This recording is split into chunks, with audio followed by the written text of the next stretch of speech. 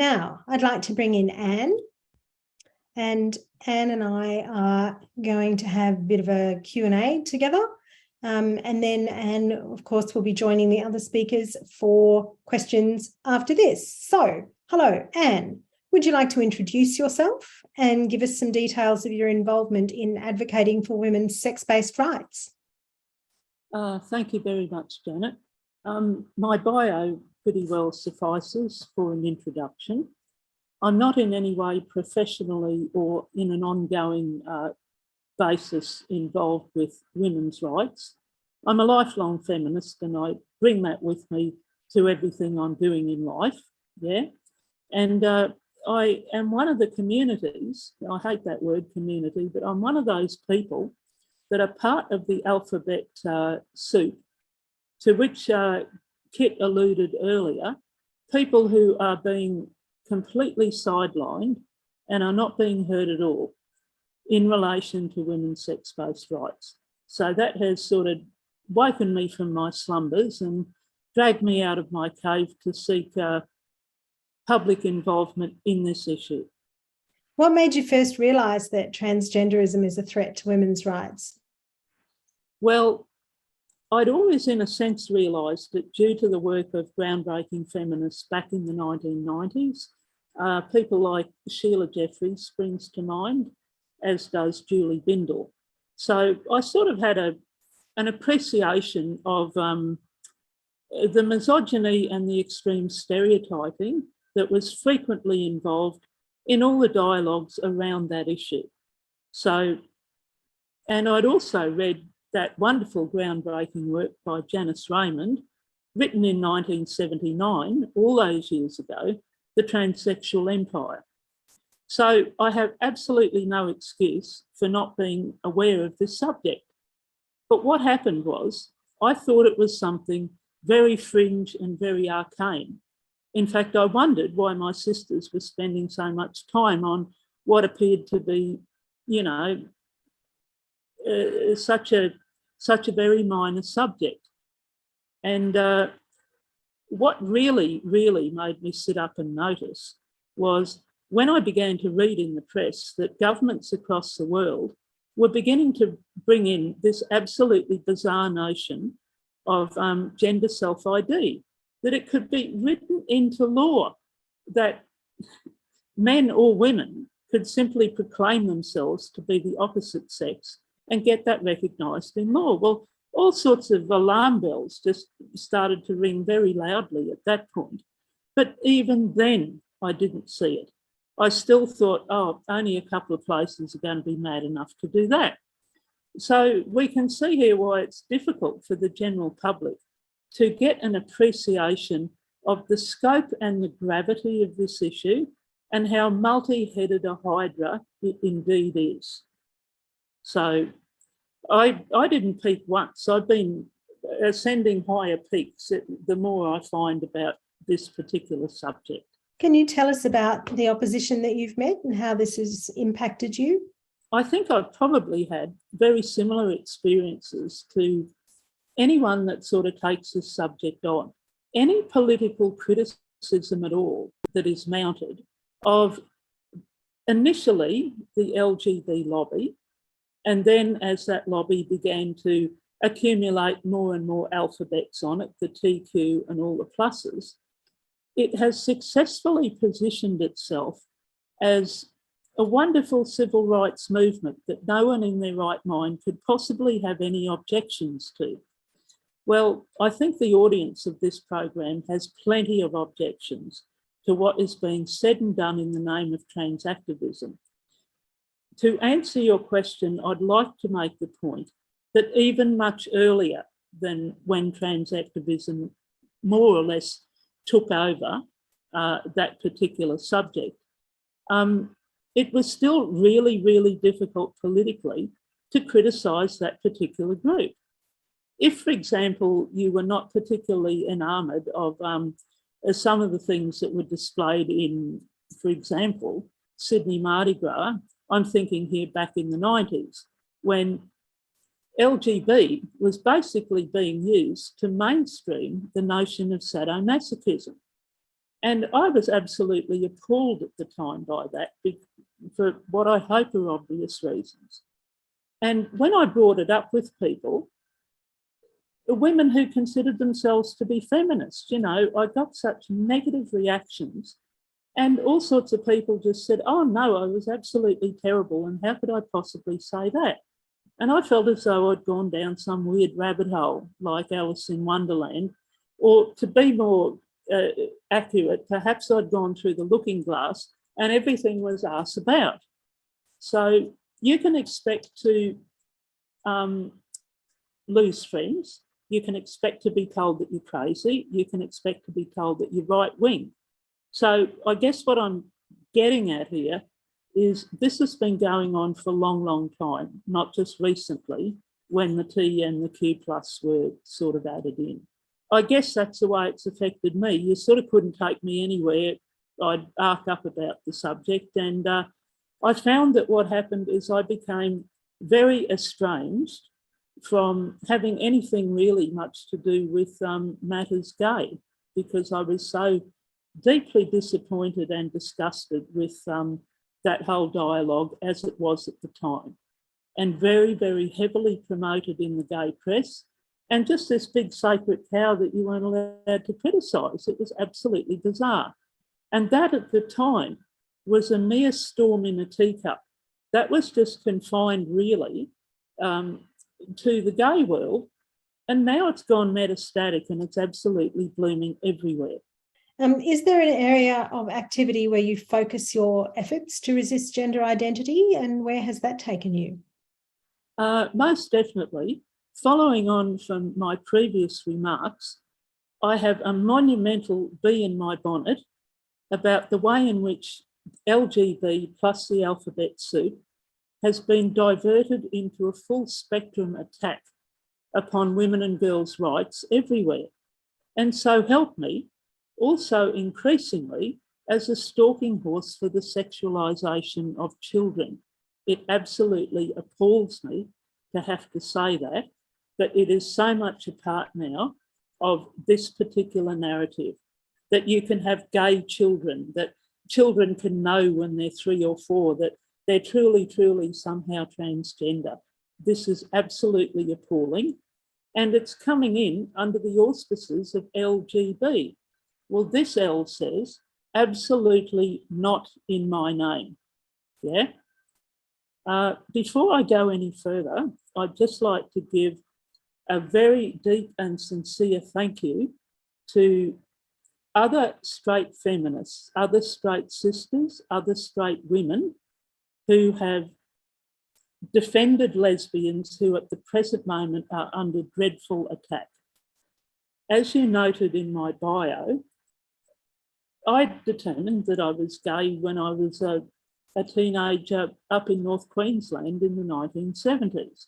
And it simply didn't occur to me that there could be any more in Australia. The thought didn't enter my head. I thought there might be some in New York. And when I grew up and left home, I could save up and I could go there.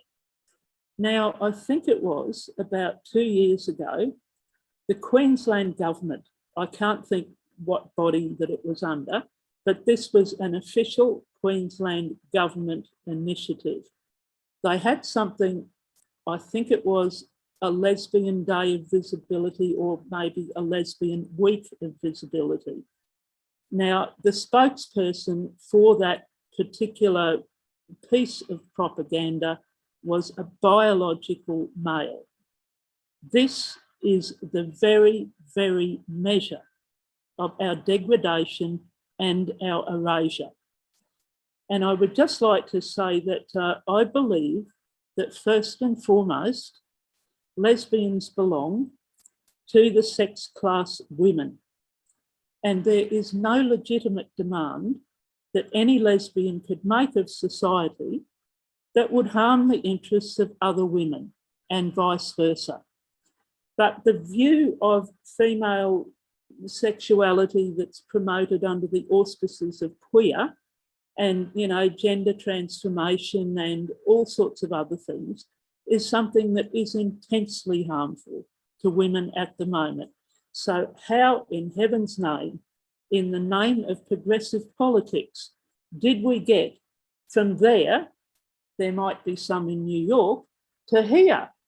Oh, it's all terribly accepted, but it's actually about men. I mean, the mind simply boggles, okay? I'll get back to, I diverted to thank my straight sisters and to explain why I thought lesbians politically, our interests absolutely align with those of all other women. You know, not with anything that the men happen to be doing. Some men are very good on this subject, but unfortunately, alas, many are not. So our interests lie with women. And I call upon all my fellow lesbians to absolutely recommit to affiliation and political cooperation with all our wonderful straight sisters and our wonderful mums out there that are spearheading opposition to transgender ideology at the moment. We have to join hands with them, yeah? So I believe that lesbians almost have an obligation to speak up for all women against what is being said and done in our name, even if we ourselves had absolutely nothing to do with it. You will note that earlier I said that LGB had been diverted rather than hijacked by all the TQ+. I say this because LGB has always had a certain amount of housekeeping of its own to do, and the rainbow flag has been an accident waiting to happen culturally because of its association with consumerism and generally libertarian unbridled behaviour. It started out as a demand for legitimate human rights for gay people, for homosexuality to be decriminalised, for violence against us, both the men and the women, to be taken seriously, for young gay people to be left to their own devices to grow up without persecution. That was what the gay movement originally started out as. And as time went on, a whole lot of other associations began to be added to it. So what this led to, I believe, was generally on the part of the public, a lot of support for gay rights that perhaps wasn't really support. What do I mean by that? I call it perv by proxy. Pretty well anyone can take a literal or metaphorical walk on the wild side in the rainbow tourist destination.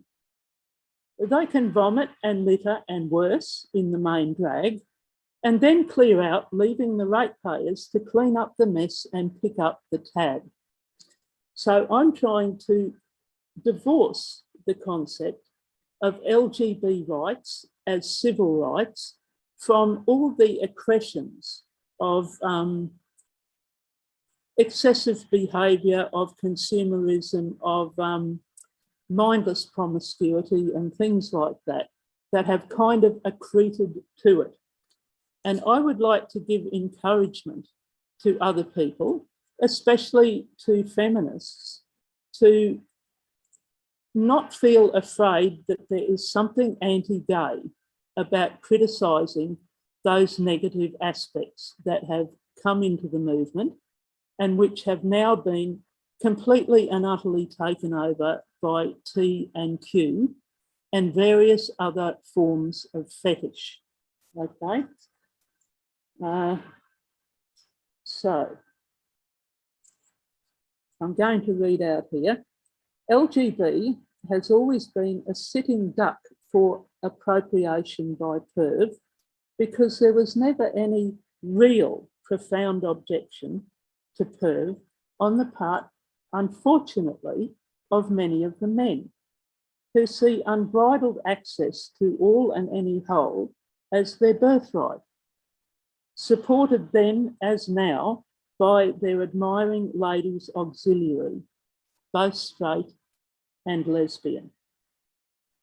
So I am a grown-up, and I want the rainbow given back to children, as well as the mermaids and the unicorns.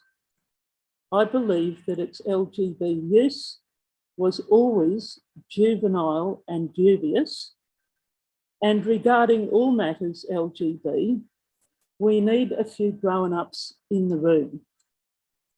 So what I shall do now is read out something that I took off the internet that was written by a gay man. And I read this out to you to give you a perspective from a gay man who is basically saying something very similar to me, to illustrate that gay people in general are not necessarily inherently all for the sort of brainless libertarianism that is popularly associated with LGBTQ+. This man made me aware of the sexualisation of gay children because he got on the internet and he was very keen to say that there is no such thing as a gay child. And it just sort of hit me. I thought, of course there's no such thing as a gay child. There are gay teenagers because that is when you become a mature sexual being and begin to think about these things. So we have a whole narrative about, gay children, trans children. It's appalling. This is what John has to say. Remind me, Janet, if I'm running out of time, please. I'm afraid that was always where pride was going to end up. It could never have been about inalienable rights for long. Why are some people surprised that a movement about pride inherently attracts narcissists, fetishists, perverts, and creeps, when it is precisely that environment that allows them to publicly express their pride at being as effed up as they are? Every opportunity is a chance for them to push society's limits and boundaries that little bit more. The trans garbage, I'm quoting, was inevitable. Yet, when you raise the point with some same-sex attracted people who claim never to have had anything to do with it, they will rush in to defend it and cry homophobia. Are people really so blind as to how indoctrinated they are by this shite? Maddening. You would think that its enablers would realise what they've done and contributed to by now, but no. So this man feels as frustrated as I do. In the meantime, he continues, actual gay people who simply want to have normal lives are still being persecuted in backwards societies. I guess they need pride, right? Oh wait, silly me. Pride and the rainbow flag ideology are what extremist governments conflate gay people with, especially when they talk of the harm it does to children. Can you effing blame them? I can't. Thank you, John. What are the next steps for you, Anne? And do you have any suggestions for the attendees?